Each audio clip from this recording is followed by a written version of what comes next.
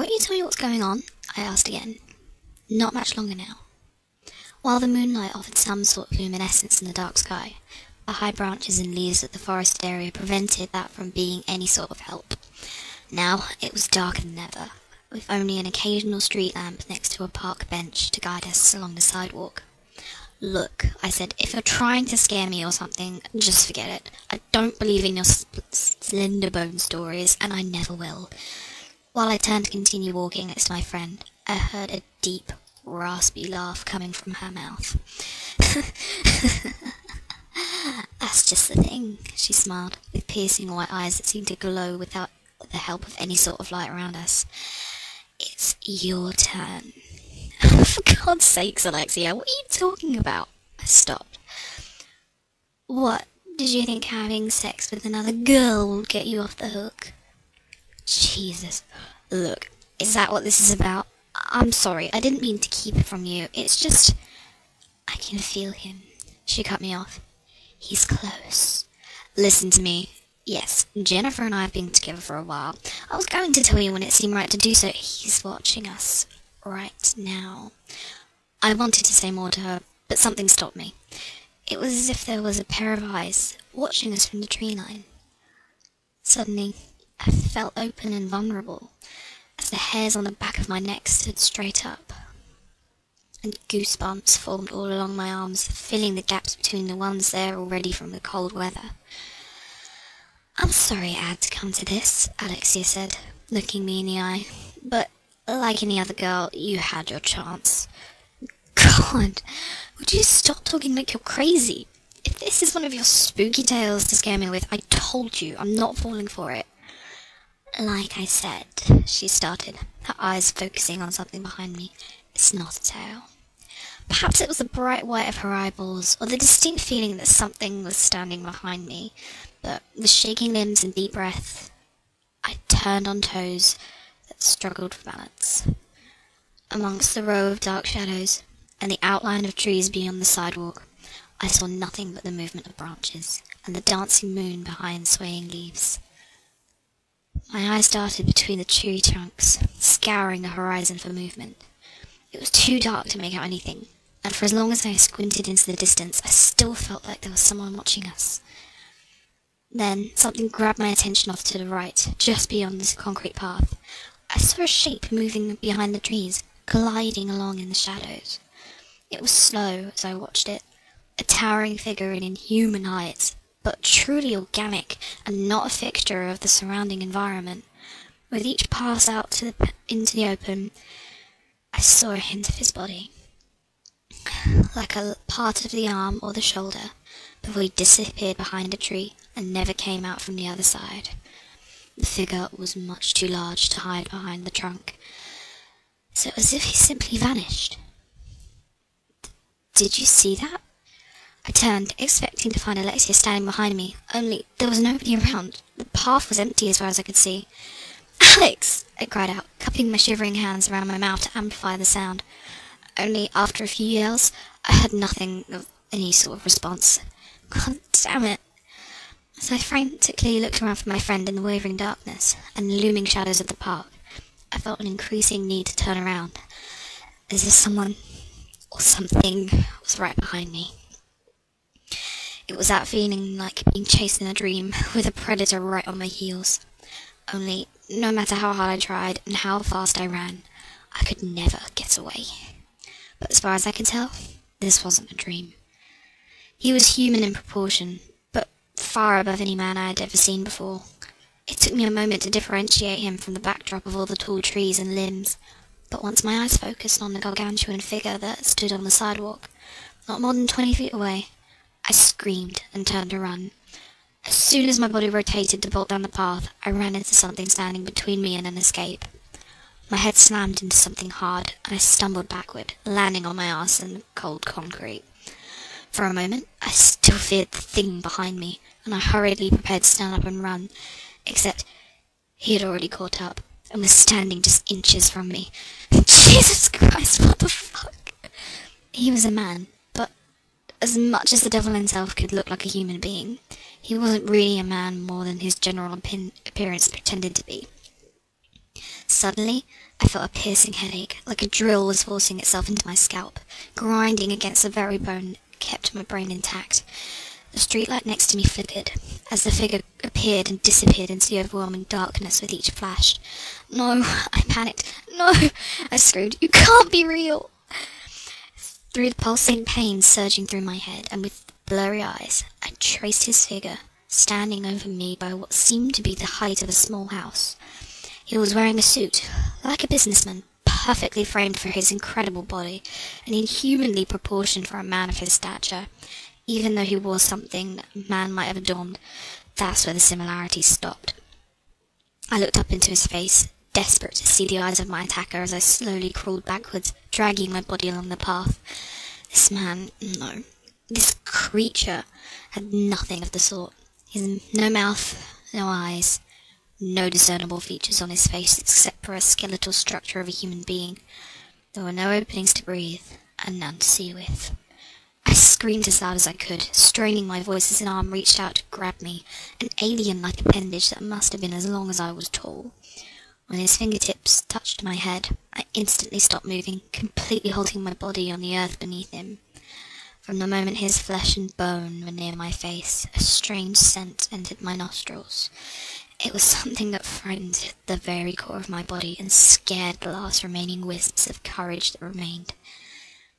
Death. "No," I panted, my voice giving in to some invisible force that encapsulated my entire body, chilling the bones in my legs and freezing my arms at my sides, preventing them from diverting the intruder's grasp upon my head. It was as if my body was giving in to his intentions, relaxing for whatever came next. Slenderbone. It was a creature that dominated the crest of my wildest imaginations, something that I never believed to be real as the cold gusts of air upon my body, or the hardness of the pathway beneath my rear. Now, I was questioning my own perception on reality, wondering if this was a figment of my imagination, or the worst encounter that a young woman could ever wish to be true. There was no pulse in his hand. As his pale fingertips glided along my cheek and underneath my chin, no hints that this man was truly a living animal, or just a representative of hell itself. Maybe he was a demon, coming to take my soul for the underworld, punishing me for my sins. Each time his long, pale digit scraped along my skin, I felt a spark between his hand and my body, and the fears that swept through my mind were erasing with each passing second. It was like this creature had some sort of hypnotic trance, like a supernatural tranquilizer passing through my body in just a few moments. The incredible fear and anxiety washed away into relaxation and calming. I could feel my conscience deep down inside. It was buried beneath a pile of enforced emotions, like a dam keeping my will to escape trapped far down below. I knew I wanted to run for my life, to never look back behind me. Only the will to do so never passed into my legs and arms. I was merely a slave to its touch, a submissive partner as his next victim. As I watched below, his fingers moved down further, to the front of my chest, where it encountered my hidden bosom. It paused, and started to feel and grasp at the flesh behind my sweater. For the first time, I got a clear look of his hands. They were long and spindly, nearly twice the length of my own and equally bigger, with a palm that could crush my skull if he willed it to. Only the hands that touched my chilled body were not the sort of a killer or murderer. They were gentle, soothing, and strangely warm. Even if unshielded to the blistering cold of our surroundings, it was as if there was a radiating heat within him, a fire burning so hot that even the coldest winds could not douse it. It was a small detail which made me shudder with his touch against my breast. It wasn't because of fear, but of arousal. In one quick swoop, Slenderbone's hand was down the front of my sweater and busy caressing my bosom, which had slowed considerably from a frantic heaving just minutes before. I felt his fingertips push beneath the cups of my bra, squeezing at the flesh that filled the undergarment and focusing on my nipples. They quickly became hard as they were touched and tweaked, sending sparks all along my body. No, I squeaked out one last time, feeling my mind fight for its right to exist behind a burden of new emotions. No longer was I fighting for my own survival or struggling to flee this hellish place. No, as my arms relaxed and my legs spread open ever so slightly, I was welcoming it. With one more tweak of my sensitive flesh, a moan escaped my lips. Perhaps I was truly under a spell now, or fighting just plain madness, but I didn't regret it. I followed it up with another, and then another, even louder than the first two. His hand had expert precision, grabbing and pinching the swollen tissue with the experience of a lover who knew how to appease a girl's arousal, and then some. Whilst I was too concerned on the sensations coming from my chest, I barely recognised my pants being unbuttoned, and another hand snaking its way down the front of my jeans. It was so slow and calculated that I jumped whenever I felt a finger pull aside the waistband of my panties and graze against my most intimate region.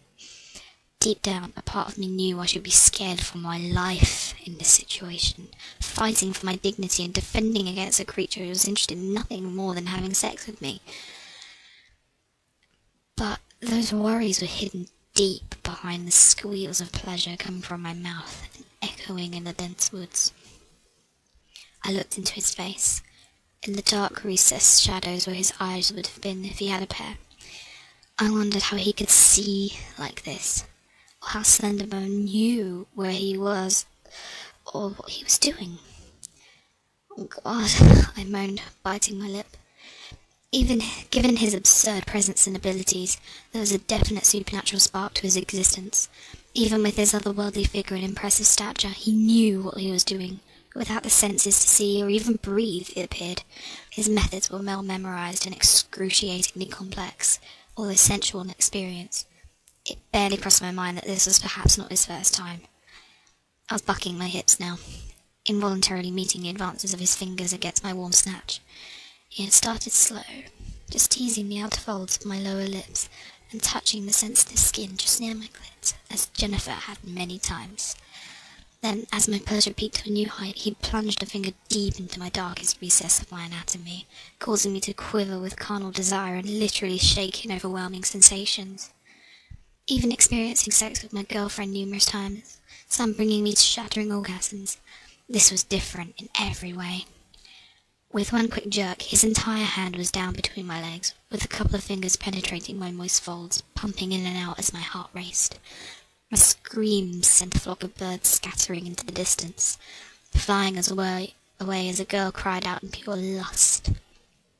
My pussy was so tight, barely stretching to accommodate his incredible fingers.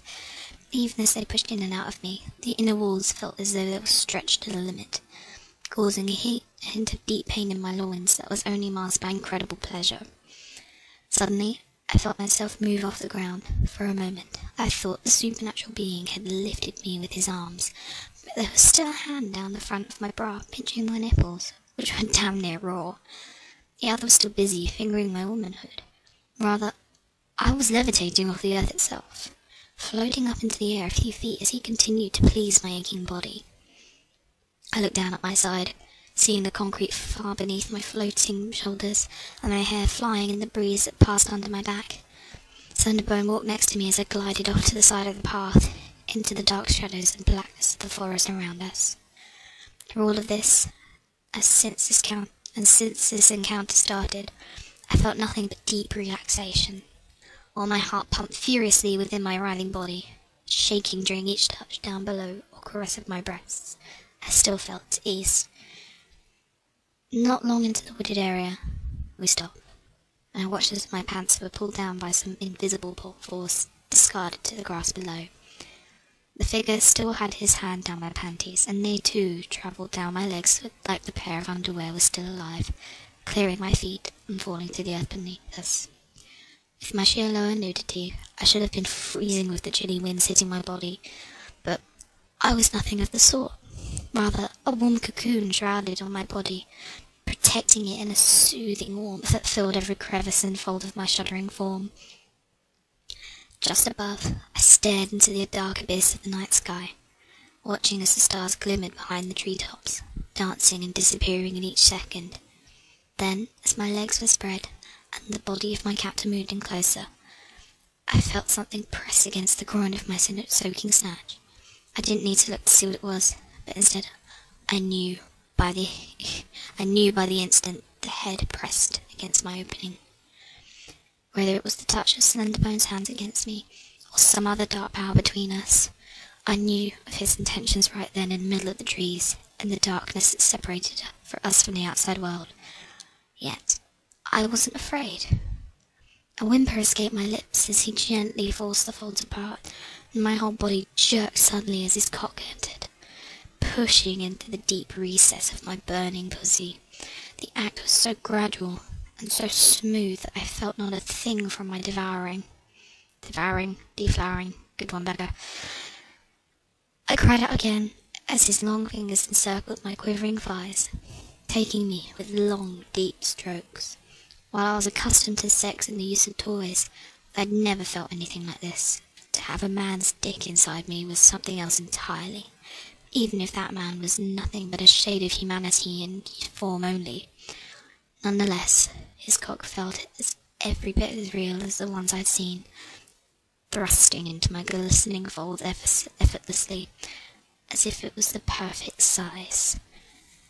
Ending there, because I feel dirty.